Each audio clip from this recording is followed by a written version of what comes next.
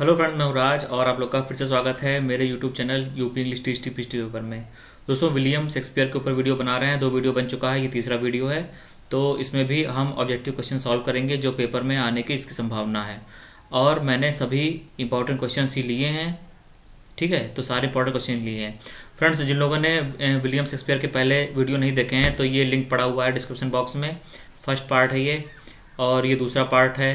और इसी तरह विलियम वर्ड्सवर्थ के ऊपर 3 वीडियो हैं, ये उसके लिंक है डिस्क्रिप्शन बॉक्स में, वहाँ से आप देख सकते हैं। और जॉन गैल्सवर्थी के ऊपर भी 2 वीडियो हैं। इसके साथ ही जॉन मिल्टन के ऊपर भी 2 वीडियो हैं। तो जिन लोगों ने अभी तक नहीं देखा है वो डिस्क्रिप्शन बॉक्स से जाकर देख सकते हैं। ठीक है, अब चलते हैं आगे के क्वेश्चन के बारे में पढ़ते हैं। तो question number 31, the quality of friends. बहुत से लोगों ने कहा था कि जो MS वर्ड में हम पढ़ाते हैं तो वो साफ साफ दिखता नहीं है, तो अभी PDF में पढ़ा रहे हैं, तो जो क्वालिटी कैसी रहेगी तो आप लोग बताना हमें कि कैसी क्वालिटी है, ये अच्छा है कि वो MS वर्ड वाला अच्छा था। ठीक है, तो question number 31, the quality of mercy is not strained, it droppeth as a gentle rain from heaven upon the place beneath, it is twice blessed, it blesseth him that gives and him that takes. तो ये वाले जो paragraph है, ये lines हैं, बहुत ही famous हैं। जो लोग तैयारी कर रहे हैं उन लोगों ने जरूर पढ़ा होगा, और इसको देखते ही तुरंत मालूम पड़ जाता है कि मर्चेंट ऑफ वेनिस से लिया गया था। और इसको किसने बोला था? पोर्शिया ने बोला था, जो कि वकील थी। वकील का रोल इसने प्ले किया था। तो पोर्शिया क्या थी? वकील थी। और उसने शाइलॉक से कहा था कि उसको दया दिखानी चाहिए। ठीक है, तो ये इसमें बहुत आराम से आप लोग पता लगा लेंगे कि किसकी स्पीच थी। ये पोर्शिया की स्पीच थी। ठीक है, इसलिए ऑप्शन नंबर बी सही हो जाएगा इसमें। अब देखते हैं question number 32, the lunatic, the lover and the poet are of imagination all compact. इसमें कहा गया है कि जो एक पागल होता है वो भी बहुत ही कल्पना में खोया रहता है, उसका दिमाग बहुत ही काल्पनिक होता है। एक लवर होता है, प्रेमी, जो किसी से प्यार करता है, वो भी बहुत ही काल्पनिक होता है। और एक जो पोएट होता है, कवि, वो भी बहुत ही काल्पनिक होता है। और ये तीनों कल्पना के सहारे ही अपना काम करते हैं, कल्पना के सहारे ये जीवित रहते हैं। ठीक है, तो इन लोग के ये जो तीनों पर्सनालिटी हैं, पागल, प्रेमी, कवि, ये तीनों का काम कल्पना से ही चलता है। तो ये इसमें ये इसका अर्थ हो गया, these lines are quoted from a midsummer night dreams. Midsummer night dream से ये लिया गया है। हु स्पीक्स दीज लाइन, ये लाइनें किसने बोली हैं?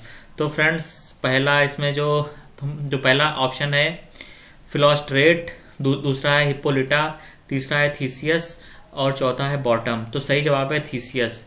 ये लाइनें थीसियस ने बोली थी, हिप्पोलिटा से बोली थी। ठीक है, थीसियस। आप लोग को जो याद रखना है, Theseus delivers this line to Hippolyta. बहुत आसान है, आप लोग तुरंत जान जाएंगे। Question number 33, this royal throne of kings, महाराजा की यह गद्दी, दिस स्पेक्टर्ड आइल, ठीक है, this earth of majesty, this seat of Mars, यहाँ पे राजकाज की बात हो रही है। This other Eden, demi paradise, मतलब कि जो राजा की गद्दी होती है उसको बहुत से लोग स्वर्ग की तरह समझते हैं। डेमी पैराडाइज माने आधा स्वर्ग की तरह पाते हैं उसको। राजा बनने के लिए सब लोग बहुत ही संघर्ष करते हैं, युद्ध होते हैं उसके लिए। तो who expresses these sentiments in Richard second play. तो फ्रेंड्स, रिचर्ड सेकंड प्ले लिखा है विलियम शेक्सपियर ने। ठीक है, और ये हिस्टोरिकल प्ले है। रिचर्ड सेकंड राजा जो था ब्रिटेन का, उसके ऊपर है ये। और ये लाइन किसने बोली है? तो सही जवाब है जॉन ऑफ गॉन्ट। जॉन ऑफ गॉन्ट ने बोली है, जो कि रिचर्ड सेकंड का चाचा था। ठीक, ये देखिए यहाँ पे, King Richard second is a history play, historical play भी इसको कह सकते हैं, बाय विलियम शेक्सपियर। ये पब्लिश हुआ था 1595 में।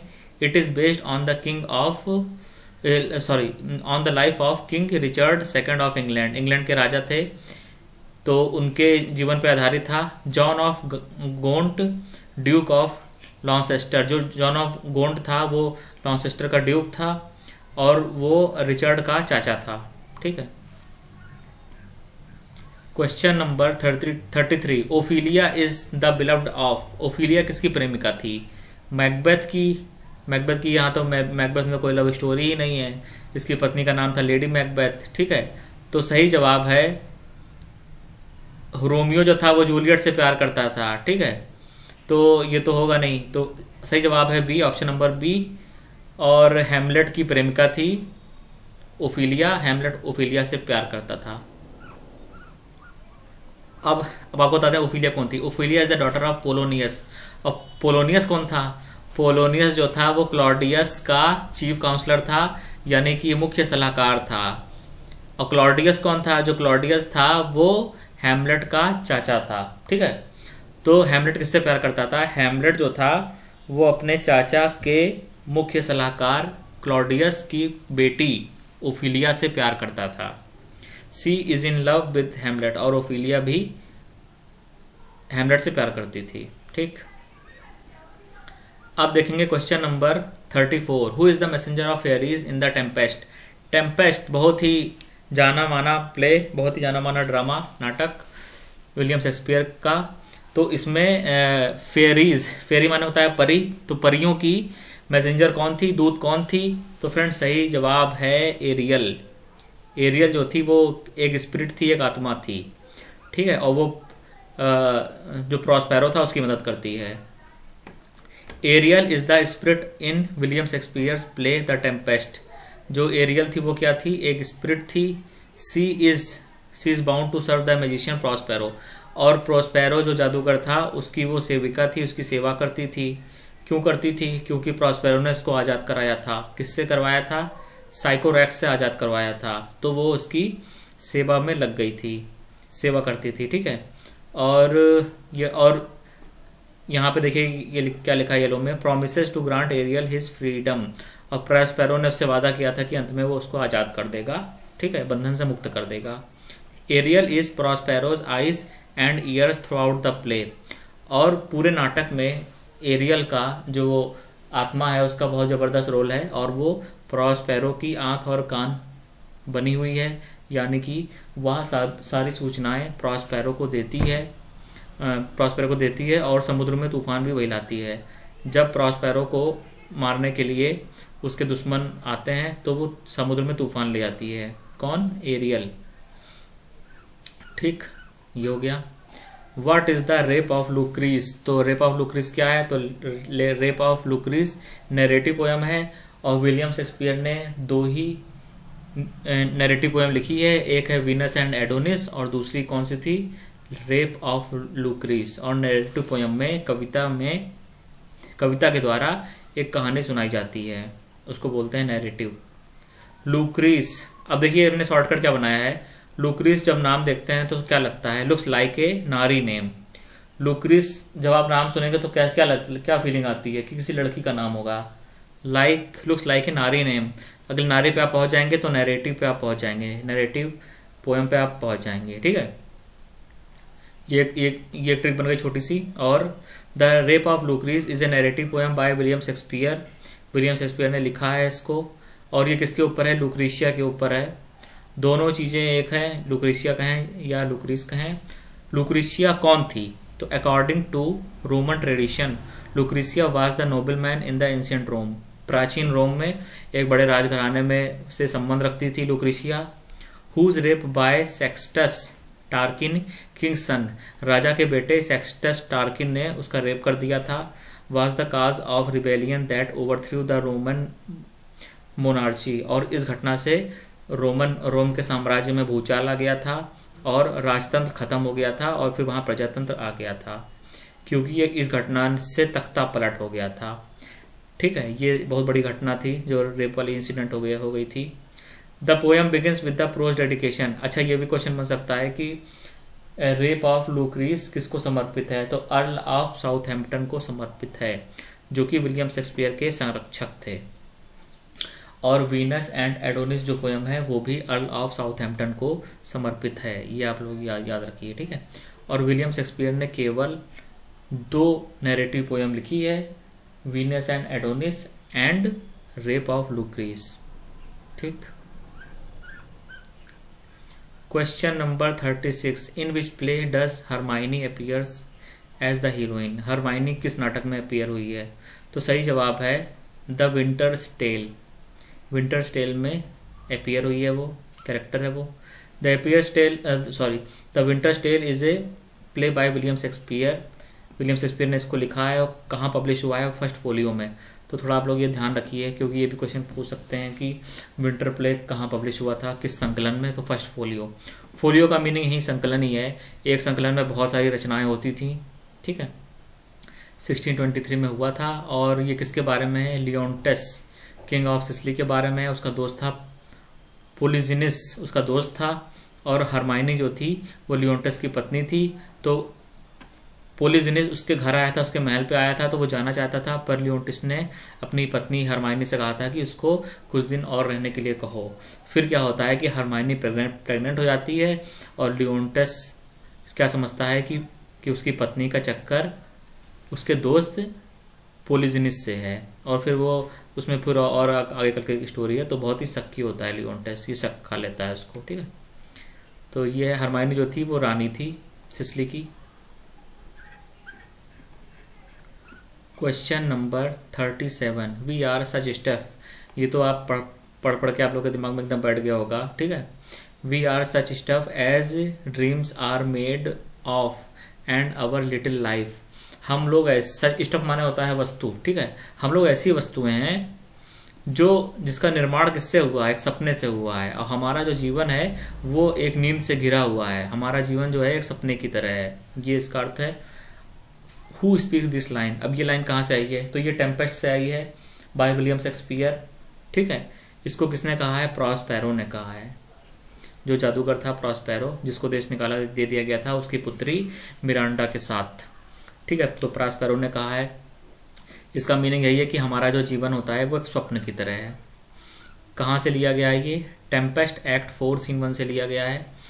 अब आपको पूरा बताते हैं। हाँ, इसका मीनिंग ये है कि जैसे हम लोग जब स्वप्न देखते हैं तो लगता है कि सब कुछ एकदम रियल है, पर जब हम लोग की नींद खुलती है तो स्वप्न खत्म हो जाता है और हम लोग को एहसास होता है कि वो रियल नहीं था।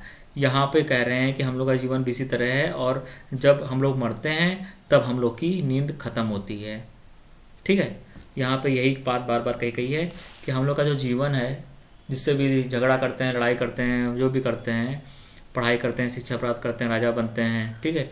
तो जो कुछ भी करते हैं वो सारी घटनाएं एक स्वप्न की तरह हैं, और जो मृत्यु है उसकी तुलना इन्होंने जागने से की है। जब व्यक्ति मरता है तो असलियत में वो जाग जाता है अपनी नींद से। ये पूरा मैंने आपको बता दिया। प्रॉस्पेरो कौन था, Prospero is a fictional character and the protagonist of the William Shakespeare. मुख्य पात्र, प्रोटागनिस्ट का मतलब होता है मुख्य पात्र, ठीक है। और वो कौन था, वो ड्यूक ऑफ मिलान का, मतलब उसको ही गद्दी मिलनी चाहिए थी। प्रॉस्पेरो को मिलान का वो ड्यूक था और उसको राजा बनना चाहिए था, पर ऐसा नहीं हुआ क्योंकि उसका जो भाई था, यूसर्पिंग माने होता है जो सैन्य ताकत से राजगद्दी को हथियार ले, उसको बोलते हैं यूसर्पिंग। तो उसके भाई एंटोनियो ने साजिश करके उसको तख्ता पलट कर दिया और उसको देश से देश निकाला दिलवा दिया, और उसकी पुत्री मिरांडा को भी समुद्र में जाकर रहने के लिए टापू पे एक छोटी सी नाव पर रहने पर मजबूर कर दिया। फिर जो प्रॉस्पेरो होता है वो एक द्वीप पे आकर रहने लग जाता है, जहाँ पे उसकी मुलाकात किससे होती है, एरियल से होती है। फिर उसको आज़ाद कराता है और फिर बाकी स्टोरी है, ठीक। ये हो गया। क्वेश्चन नंबर 38 देखते हैं। He was not of an age but for all over times. वह किसी एक युग से संबंध नहीं रखता है, वह सभी युगों से संबंध रखता है। Nature herself was proud on her designs. और स्वयं ईश्वर को इस बात का बहुत घमंड है, गुरूर है कि उसने विलियम शेक्सपियर जैसे महान आदमी को बनाया। तो ये लाइन किसने कही है, who presses Shakespeare in this words. तो ये कहा है बेन जॉनसन ने, ठीक है। बेन जॉनसन ने ये बात कही है। बेन जॉनसन इनके समकालीन थे। जिस युग के राइटर ये हैं विलियम शेक्सपियर, उसी युग के ये भी राइटर थे, और दोनों ही उस एज के प्रमुख लेखक थे या कहें साहित्यकार थे, ठीक है। अब ये बेन जॉनसन ने कहा है, ठीक है, ये हो गया। ये कहाँ पे आया है, ये कहाँ पे आई है लाइन्स, ये कहाँ पे आई हैं, तो ये लाइन्स अपीयर कहाँ हुई हैं, पोयम में। To the memory of my beloved the author master William Shakespeare and what he hath left us. मेरे प्रिय लेखक विलियम शेक्सपियर और वो क्या हमारे लिए छोड़ गए। ये पोयम लिखी थी बेन जॉनसन ने, ठीक है। ये पोयम लिखी थी बेन जॉनसन ने, और ये कहाँ पे पब्लिश हुई है, preface to Shakespeare's first folio में ये पब्लिश हुई है, ठीक है। Preface to Shakespeare first folio में ये पब्लिश हुई है, और इसको लिखा था बेन जॉनसन ने लिखा था, ठीक है। बेन जॉनसन लिखा था, प्रीफेस टू शेक्सपियर इनकी रचना है, बेन जॉनसन की ये हो गया। और क्वेश्चन नंबर 39 देखते हैं। He was the man who of all modern and perhaps ancient poets have the largest and the most comprehensive soul. तो आप लोगों ने बहुत ये लाइन कई बार देखी होगी। कॉम्प्रिहेंसिव सोल माने ये हुआ कि उसका व्यक्तित्व बहुत ही बड़ा था, सबसे बड़ा था उसका व्यक्तित्व, और वो कुल मिला के उसने बहुत ही अच्छा साहित्यिक योगदान दिया है। हुज प्रोनाउंसमेंट इज दिस, ये बात किसने कही है? तो ये बात कही है जॉन ड्राइडन ने। अब इसको आप पहचानेंगे कैसे? देखिए, कंप्रेस माने क्या होता है? दबाना। तो यदि हम किसी चीज़ को दबा देते हैं तो वो क्या होता है? सूख जाती है। सूख जाती है यानी कि ड्राई हो जाती है। तो वहाँ से हमारा एक शॉर्टकट बन गया कि कंप्रेस टू ड्राई, ठीक है। ये एक छोटा सा शॉर्टकट बना दिए हैं, कंप्रेस टू ड्राई। जैसे कोई कपड़ा आप निचोड़ देते हैं, बहुत तेज कंप्रेस कर देते हैं, तो वो क्या होता है? सूख जाता है। और ड्राई से आप कहाँ पहुँच जाएंगे? ड्राइडन पे पहुँच जाएंगे, ठीक है। ड्राइडन पे आप पहुँच जाएंगे तो आपको तुरंत मालूम पड़ जाएगा ये लाइन किसने बोली है। और ये लाइन कहाँ पे आई है? एसे ऑफ ड्रामेटिक पोइजी में आई है, ये भी याद रखिए। एसे ऑफ ड्रामेटिक पोइजी में ये लाइन आई है बाय जॉन ड्राइडन। ये इनका वर्क है, उसके अंतर्गत ये लाइन आई है। क्वेश्चन नंबर 40 देखते हैं। Shakespeare is the grandest thing we have yet done. जो शेक्सपियर था वो सबसे महान था। Indian empire will go at any rate some day but this Shakespeare does not go. सब सारे साम्राज्य नष्ट हो जाएंगे पर विलियम शेक्सपियर का जो नाम है वो चलता रहेगा। और he last for ever with us, वह हमारे साथ हमेशा रहेगा। We can not give up our Shakespeare, हम किसी भी हालत में अपने शेक्सपियर को नहीं छोड़ सकते हैं, उसका त्याग नहीं कर सकते हैं। ये लाइन किसने कही है? Who holds this view. तो देखिए फ्रेंड्स, यहाँ पे लिखा है ग्रांड, यही हम बना देते हैं कीवर्ड। ग्रांड चीज़ क्या होती है? शानदार चीज़ क्या होती है? तो हम भारतीयों के लिए तो सबसे शानदार चीज़ कार ही होती है, ठीक है। क्योंकि हम सभी भारतीय मिडिल क्लास वाले सदैव ये सपना देखते हैं कि हम लोग भी एक दिन कार में चलेंगे। तो ग्रांड, जिससे ग्रांड आ जाता है, आप जान जाइए कि ये कार के बारे में है। तो कार्लाइल, ये जो स्टेटमेंट था किसने कहा था? कार्लाइल ने कहा था, ठीक है। ये देखिए, ग्रांड शानदार क्या होती है? कार होती है। तो कार्लाइल। यहाँ से छोटा सा शॉर्टकट है, आप लोग अपनी राय दें शॉर्टकट के बारे में, कैसा लगा आपको? कुछ आपके पास और गजब के आइडियाज़ हैं तो कृपया कमेंट करके बताएं। क्वेश्चन नंबर 41, टू बी और not to be is a cute form. ये भी बहुत पॉपुलर है। टू बी और नॉट टू बी, इसके कई सारे मीनिंग होते हैं। पहला इसका मीनिंग है हाँ या ना। दूसरा मीनिंग है कि होगा या नहीं होगा, ठीक है। दूसरा जो मीनिंग है वो ये है कि होगा या नहीं होगा। और जो तीसरा इसका मीनिंग है वो हेमलेट कहता है, वो खुद से कहता है, सोलिलोक्वी के अंतर्गत कहता है, यानी कि आत्मकथन के अंतर्गत कह रहा है, खुद से बात कर रहा है वो स्टेज पर या नाटक में। तो वो कह रहा है कि मैं अपने वजूद को बनाए रखूं या ना बनाए रखूं, ठीक है। हेमलेट के साथ क्या ट्रेजेडी हो गई थी कि इसके चाचा ने इसके पिताजी को मार दिया था और इनकी माँ से शादी कर ली थी। तो कुल मिला के अपने चाचा के खिलाफ था। तो हेमलेट यही कह रहा है कि मेरे जो अपने ही हैं वो ही मुझे धोखा दे रहे हैं, तो मैं क्या करूं? उनके सामने हथियार डाल दूं या अपने वजूद को बचाने के लिए उनसे युद्ध करूं, हैं, संघर्ष करूं? ये इसमें बात हो रही है। बात यहाँ वजूद की हो रही है, एग्जिस्टेंस की बात हो रही है, ठीक है। वेदर ही शुड एग्जिस्ट और नॉट। सबसे पहले ये देख लीजिए कि हेमलेट्स ग्रेटेस्ट सोलिलोक्वी, हेमलेट की बहुत फेमस सोलिलोक्वी है, यानी कि आत्मकथन है। वो क्या कह रहा है कि वेदर ही शुड एग्जिस्ट और नॉट, उसे अपने वजूद को बचाए रखना चाहिए या नहीं। Do giving life is a great suffering and pain is good thing. फिर वो खुद से सवाल भी पूछ रहा है कि क्या दुख दर्द सहते हुए जीवन जीना अच्छी बात है, ठीक है। वो सवाल भी पूछ रहा है। और he should start a war to finish his enemy, या उसे अपने दुश्मनों के खिलाफ युद्ध छेड़ देना चाहिए। फिर आगे क्या बोल रहा है कि when man die they get rid of all suffering and grief. जब लोगों की मृत्यु होती है तो सारी चिंताओं से, सारी समस्याओं से उनको मुक्ति मिल जाती है, ठीक है। ये पूरी जो लाइन थी, टू बी और not to be, that is the question. यही सवाल है कि मैं अपने वजूद को बचाए रखूं या नहीं। ठीक है, ये इसका मैंने आपको बता दिया, पूरी चारों पांचों लाइन का अर्थ बता दिया। ये कहाँ से आया फ्रेंड्स? हैमलेट से, एक्ट 3 से आया है, सीन 1 से। ठीक है, अच्छा ये भी पूछ सकते हैं कि किसने कहा है, तो हैमलेट ने कहा है, और अपनी सोलिलोक्वी में उसने कहा है, अपने आत्मकथन में उसने कहा है। Question number 42, a horse my kingdom of a horse. मेरा घोड़ा मेरा घोड़ा, मेरा घोड़ा तो चला गया, मेरा साम्राज्य चला गया, ये किसने कहा है? तो किंग रिचर्ड ने थर्ड ने कहा था, जब युद्ध करते समय इनका घोड़ा जो था वो घायल हो गया था। ठीक है, क्योंकि युद्ध में घोड़ा होना बहुत आवश्यक होता है, तो उसी संदर्भ में इन्होंने कहा था। This expression comes from the play Richard third by the English प्लेरिट William Shakespeare ने लिखा है इसको। और in the play the king loses his horse in the middle of battle, और युद्ध के दौरान ही राजा रिचर्ड थर्ड का घोड़ा मर जाता है। तो वो यही लाइन बोलते हैं कि my horse my kingdom is horse, मेरा घोड़ा मेरा घोड़ा मेरा घोड़ा चला गया या मर गया। ठीक है, ये किंग रिचर्ड ने कहा भी है इसको। ठीक है, question number 43, which is Shakespeare's longest play. Shakespeare का सबसे लंबा नाटक कौन सा है? तो हैमलेट। ठीक है, Hamlet.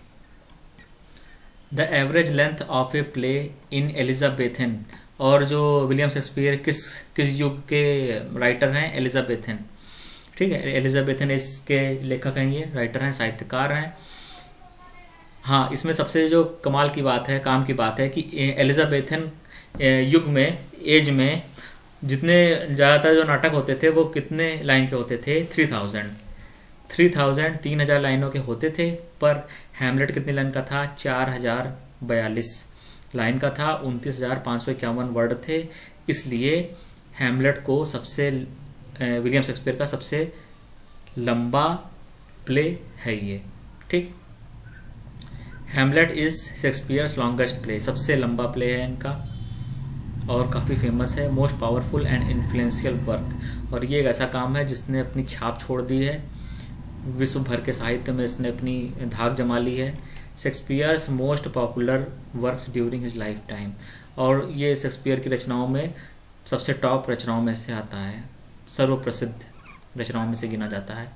Shakespeare shortest play, Shakespeare का सबसे छोटा प्ले कौन सा था? तो वो कौन सा था? वो है द कॉमेडी ऑफ एरर्स। ठीक है, सबसे पहला भी ये है, और सबसे पहला इनका प्ले भी है ये, और सबसे छोटा भी है, द कॉमेडी ऑफ एरर्स।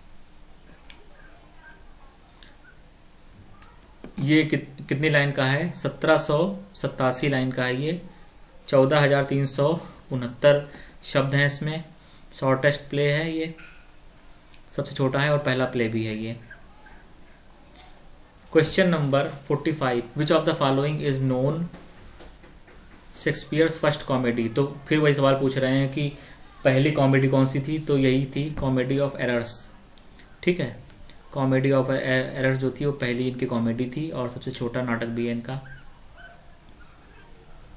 देखिए, the comedy of errors is one of the William Shakespeare's early plays. It is shortest and most farcical comedy.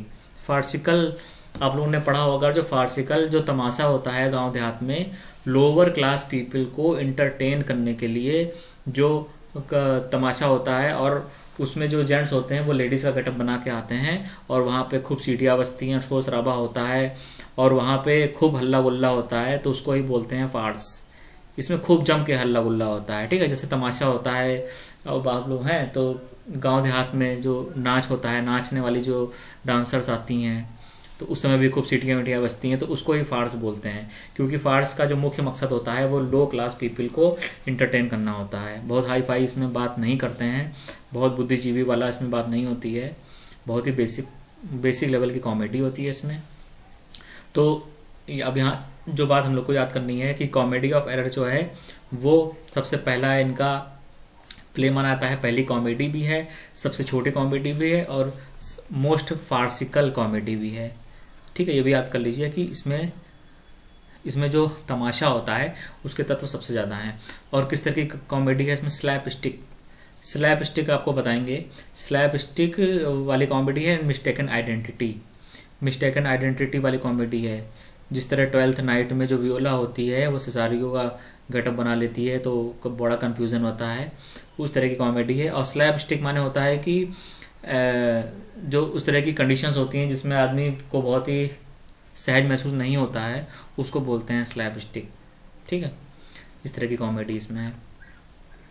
Question number 46, which of the following plays constitute Shakespeare's histories. इतिहास से संबंधित कौन से नाटक हैं, या कहें कि हिस्टोरिकल प्ले कौन से हैं इसमें, तो सारे हैं इसमें। King Henry seventh, king John, Richard second, D all of the above. ठीक है। Twelfth night is a, twelfth night क्या है, ट्रेजिडी है, कॉमेडी है, नॉवेल है कि पोएम है। ठीक है, तो ये आप लोग तो जानते होंगे ये कॉमेडी है क्योंकि इसमें बहुत हंसी है, इसमें बहुत ही कॉमेडी सिचुएशन है, इसमें लोग बहुत हंसते हैं। इसमें कॉमेडी में क्या होता है, एक सिंपल कहानी होती है जिसमें सब कुछ आखिर में सही हो जाता है, सुखद होती है स्टोरी, सब कुछ अच्छा हो जाता है। ट्वेल्थ नाइट और what you will is a comedy. ठीक है, कॉमेडी है ये विलियम शेक्सपियर के द्वारा। और ये कब लिखी गई थी, क्यों लिखी गई थी, क्रिसमस सीज़न की जो 12वीं रात होती है उस दिन मनोरंजन प्रस्तुत करने के लिए लिखी गई थी। और इसमें जो मुख्य पात्र कौन से हैं, वियोला एंड सेबेस्टियन, दोनों भाई बहन होते हैं। और वियोला जो होती है सेसारियो का गेटअप बनाती है, फिर वो ड्यूक ऑर्सिनो से मिलती है, ओलिविया से मिलती है, इस तरह की उसमें स्टोरी है। Question number 48, man of few words are the best. जो लोग कम बोलते हैं वे सबसे अच्छे होते हैं, ये लाइन कहाँ बोली गई है, तो इसका सही जवाब है हेनरी फिफ्थ में लाइन बोली गई है। ठीक है, हेनरी फिफ्थ में बोली गई है। उसको कौन बोलता है, बॉय, बॉय नाम का एक कैरेक्टर है वो इसको बोलता है। जो लोग कम बोलते हैं वो अच्छे होते हैं, man of few words. Question number 49, who was the ghost in Hamlet. Hamlet में घोस्ट कौन था, तो फ्रेंड बड़े आराम से आप लोग जान जाएंगे कि किंग ऑफ डेनमार्क जो था उसका नाम भी हैमलेट था। और वही जब क्लॉडियस ने अपने बड़े भाई किंग ऑफ डेनमार्क यानी कि हैमलेट की हत्या कर दी थी तो वही घोस्ट बन के आता था। ठीक है, इसलिए ऑप्शन नंबर सी ये हो गया। Question number 50, Shakespeare was one of the founding members of the Lord Chamberlain main. ये थिएटर कंपनी थी, नाटक कंपनी थी। इसमें कह रहे हैं कि क्या विलियम शेक्सपियर चैम्बरलेन कंपनी का फाउंडिंग मेंबर था। सही है, बिल्कुल ट्रू है, ये एकदम सच है। Which is considered Shakespeare first comedy. Shakespeare की फर्स्ट कॉमेडी कौन सी है, तो कॉमेडी ऑफ एरर्स, जैसा हमने आपको बताया था। कॉमेडी ऑफ एरर्स पहली कॉमेडी है इनकी, पहला प्ले भी इसको भी माना जाता है। ठीक, हैमलेट इज ए, हैमलेट जो था वो क्या था, कॉमेडी है, रोमांस है, ट्रेजिडी है। तो फ्रेंड्स ट्रेजिडी है क्योंकि हैमलेट आखिर मर जाता है, ट्रेजिडी है, दुखद कहानी है। जिस तरह हमारे बॉलीवुड में महेश भट्ट की फिल्मों में ट्रेजिडी होती है, संजय लीला भंसाली की फिल्मों में हीरो हीरोइन को कोई ना कोई मरता है उसमें आखिर में। ठीक है, बिल्कुल वही पैटर्न है, ट्रेजिडी है इसमें।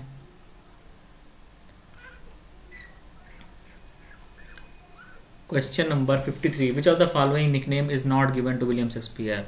कौन सा निकनेम नहीं दिया गया था, तो इंग्लैंड्स नेशनल पोएट तो कहा गया था, बार्ड ऑफ एवन भी कहा गया था, हाई प्रीस्ट ऑफ नेचर ये विलियम वर्ड्सवर्थ को कहा गया था। इसलिए हमारा आंसर यही हो जाएगा C, high priest of nature. William Wordsworth ने खुद ही अपने आप को टिंटन एबी में कहा था कि वे नेचर के पुजारी हैं या उपासक हैं या प्रीस्ट हैं। दोस्तों अब जो क्वेश्चन आप लोगों को बताएंगे वो टीजीटी 2005 से बताएंगे। ठीक है, question number 54, dark lady appears in the poem of. Dark lady किसकी पोएम में जिक्र है डार्क लेडी का, तो विलियम शेक्सपियर की पोएम में है। और पोएम नंबर 127 से लेके 154 तक जो पोएम्स हैं वो डार्क लेडी की यादों में लिखी गई हैं। ठीक है, और विलियम शेक्सपियर की सोनेट नंबर 1 से लेके सोनेट नंबर 126 किसकी याद में लिखी गई है, मिस्टर WH या जिनसे वो प्यार करते थे उनकी याद में लिखा गया है। ठीक है, और ऐसा माना जाता है कि अर्ल ऑफ साउथहैम्पटन से वो प्यार करते थे, ऐसा माना जाता है। तो डार्क लेडी की बात करेंगे। The dark lady is a woman described in Shakespeare sonnets 127 से लेके 154 में जो पोएम्स हैं वो डार्क लेडी की याद में लिखी गई हैं। Question number 55, which is not a Shakespeare's drama? Titus Andronicus ये तो है, हैमलेट भी है, रिचर्ड थर्ड भी है, तो एडवर्ड सेकंड नहीं है। ठीक है, एडवर्ड सेकंड जो है वो विलियम शेक्सपियर का नहीं है। तो ये जो नाटक है Edward second is a renaissance और early modern period play written by Christopher Marlowe. ये क्रिस्टोफर मार्लो भी बहुत ही महान साहित्यकार था और विलियम शेक्सपियर जो थे इससे बहुत ज़्यादा प्रभावित थे और इससे इंस्पायर्ड थे, और जो क्रिस्टोफर मार्लो की राइटिंग स्टाइल से बहुत ज़्यादा प्रभावित थे। ये भी बात आप लोग जान जाइए। ठीक है, तो एडवर्ड सेकंड की जो रचना है ये क्रिस्टोफर मार्लो ने लिखी है। इसको इंग्लैंड की हिस्ट्री मतलब पहले शुरुआती हिस्टोरिकल प्ले के नाम से भी जाना जाता है। Question number 56, poetic justice. आप लोगों ने सुना होगा इस टर्म को। पोइटिक जस्टिस, काव्य न्याय, ये टर्म किसने दिया, क्या मीनिंग है इसका? सही जवाब है थॉमस राइमर। थॉमस राइमर ने ये दिया था पोइटिक जस्टिस का। English drama critic Thomas Rymer coined the phrase in the tragedies of the last age considered. ये इनकी रचना थी, इनका वर्क था जिसमें इन्होंने पोइटिक जस्टिस की बात की थी। पोइटिक जस्टिस क्या होता है? Trump of good over evil. अंत में बुराई पर विजय की जो जीत दिखाते हैं उसको बोलते हैं पोइटिक जस्टिस। और आप हमारे जो बॉलीवुड है उसका एग्जाम्पल ले लीजिए, उसमें अंत में जो भी बुरा व्यक्ति होता है उसका पतन उसमें दिखाते हैं, पकड़ा जाता है, जेल में बंद होता है, उसको गोली लगती है, एनकाउंटर होता है या उसको मारा जाता है। ठीक है, तो इसको ही बोलते हैं पोइटिक जस्टिस। क्योंकि अगर हम कुछ भी लिखेंगे, पोएम, कहानी, कविता कुछ भी लिखेंगे, अगर हम ये दिखा दें अंत में कि बुराई की जीत हो गई तो उसका पूरा आइडिया ही खत्म हो जाता है। क्योंकि हम बुराई को किसी भी तरह हम प्रोत्साहित नहीं कर सकते हैं, समाज में हम ये मैसेज नहीं दे सकते हैं कि बुराई की जीत हो गई। ठीक है, तो अंत में अधिकतर राइटर्स 99% या कहें 100% राइटर जो होते हैं वो ये दिखाते हैं कि Trump of good over evil, अंत में बुराई पर अच्छाई की जीत होती है। ठीक है, इसको ही बोलते हैं पोएटिक जस्टिस। और फिलिप सिडनी ने भी इसका पक्ष लिया है। फिलिप सिडनी का भी कहना है कि हाँ ऐसा होना चाहिए, और डिफेंस ऑफ पोइट्री में इन्होंने ऐसा कहा है, इन्होंने इसका पक्ष लिया है कि हाँ ऐसा होना चाहिए, मतलब अंत में बुराई को हारना चाहिए, अच्छाई को जीतना चाहिए। दोस्तों अब जो क्वेश्चन पढ़ेंगे वो टीजीटी 2009 के क्वेश्चन पेपर से है। Question number 57, William Shakespeare is indebted to one of the following sources from the subject matter of his play. William Shakespeare ने कहीं से उधार लिया है मैटर, थीम, स्टोरी, आइडियाज, कुछ इन्होंने मैटर उधार लिया है, वो कहाँ से लिया है? तो सही जवाब है होलिन्स्ड क्रॉनिकल। होलिन्स्ड क्रॉनिकल से इन्होंने आइडियाज, थीम, स्टोरी, ये सारी चीज़ें इन्होंने ली हैं, बारो की हैं, उसको बोलते हैं उधार लेना। ठीक है, तो Holinshed chronicle, Shakespeare used Holinshed chronicle for Macbeth, King Lear and Richard third. ठीक है, ये याद करने वाली बात है। मैकबेथ, किंग लियर और रिचर्ड थर्ड में इन्होंने होलिन्स्ड क्रॉनिकल से कुछ आइडियाज इन्होंने लिए हैं। ये हो गया। और किस तरह लिया है इन्होंने? Using it as a inspiration for plot details, story बनाने के लिए इंस्पिरेशन के रूप में इन्होंने लिया है। और फिर यहाँ आगे कह रहे हैं कि other sources of his own imagination, यहाँ कह रहे हैं कि इन्होंने लिया तो है पर वो पूरा कॉपी नहीं है, इन्होंने अपनी इमेजिनेशन, अपनी काल्पनिक शक्ति का इन्होंने इस्तेमाल किया है। ठीक है, फिर आगे क्या बात हो रही है कि can provide rich insight into his creative inventions. फिर आगे कह रहे हैं कि विलियम शेक्सपियर इतने महान थे कि उनके अंदर क्रिएटिविटी बहुत थी, पर इन्होंने थोड़े बहुत आइडियाज़ लिए हैं, पर वो अपने आप में मौलिक हैं। कोई ये नहीं कह सकता है कि इन्होंने चोरी किया है, साहित्य चोरी किया है, ऐसी कोई बात नहीं है। इन्होंने केवल आइडियाज़ लिए हैं, बेसिक आइडियाज़, पर उसको लिखा अपने हिसाब से है। ठीक, it is widely believed that Shakespeare used the 1587 edition of Holinshed ये स्वीकार की जाती है बात कि होलिस्ट जो पब्लिश हुई थी 1587 में, तो विलियम शेक्सपियर ने उसका इस्तेमाल किया था। किसमें? अभी आपको हमने ऊपर बताया, किंग लियर में, एक बार फिर से देख लेते हैं, किंग लियर में, मैकबेथ में और रिचर्ड थर्ड में। ठीक है, मैकबेथ, किंग लियर और रिचर्ड थर्ड में इन्होंने होलिस्ट क्रॉनिकल से कुछ आइडियाज़ लिए हैं। और होलिस्ट क्रॉनिकल जो था उससे और लोगों ने भी कुछ आइडियाज़ लिए हैं, जैसे मार्लो, क्रिस्टोफर मार्लो ने भी लिए हैं, स्पेंसर ने लिए हैं, डेनियल ने लिए हैं। क्वेश्चन नंबर 58 देखते हैं। Shakespeare was a great great scholar of Latin भाषा वो बहुत जानता था। New a lot of Greek भाषा उसको बहुत आती थी। Had a great command over English, तो सही जवाब है had a great command over English. William Shakespeare को भले ही लैटिन कम आती हो, ग्रीक भाषा कम आती हो, लैटिन ये रोम की भाषा है, उसको बोलते हैं लैटिन, और ग्रीक भाषा जो है वो कहाँ की है? ग्रीस की है, यूनान की है। तो भले ही विलियम शेक्सपियर को लैटिन भाषा कम आती हो और ग्रीक भाषा कम आती हो, पर इंग्लिश में उनका कमांड बहुत ज़बरदस्त था। ठीक है, had a great command over English, English में बहुत ज़बरदस्त कमांड था। और ये कुछ लोग इस पर ये भी टिक्स कर सकते हैं कि small Latin and less Greek, पर फ्रेंड्स ये सच्चाई नहीं है। ये लोगों ने अपना अपना स्टेटमेंट दिया है। बेन जॉनसन ने कहा था कि विलियम शेक्सपियर को लैटिन कम आती है, ग्रीक भाषा कम आती है। ठीक है, पर इसमें कितनी सच्चाई है इसका कोई अता पता नहीं है, इसलिए इसके ऊपर बिल्कुल भरोसा नहीं कर सकते हैं। जब भी क्वेश्चन ये पूछेंगे कि ये किसने कहा है, तो आपको फट से बता देना है कि बेन जॉनसन ने कहा है। ठीक है, पर ये कितना सच है इसकी कोई पुष्टि नहीं किया है। Question number 59, which of the following play does not belong to the group of 4 great tragedies of William Shakespeare. William Shakespeare की 4 महान ट्रेजिडी में कौन नहीं है? किंग लियर है, बिल्कुल है, हैमलेट भी है, ओथेलो है और मैकबेथ है। तो हमारा ऑप्शन हो जाएगा डी, 12th नाइट उसमें नहीं है। सबसे महानतम ट्रेजिडीज में हैमलेट है, इसकी पूरी स्टोरी आपने पढ़ी होगी, मैकबेथ पढ़ी होगी, किंग लियर और ओथेलो। ठीक है, जो ओथेलो वाला जो नाटक था उस पे ओमकारा पिक्चर बनी है, जिसमें अजय देवगन है, सैफ अली खान है, बिपाशा बसु है, आप लोगों ने देखा होगा, वो ओथेलो पर ही बनी है। ठीक, question number 60, Shakespeare's play Hamlet is influenced by. William Shakespeare का जो बहुत ही जाना माना प्ले है, ट्रेजिडी है हैमलेट, वो किससे प्रभावित है? तो सही जवाब है मार्लो।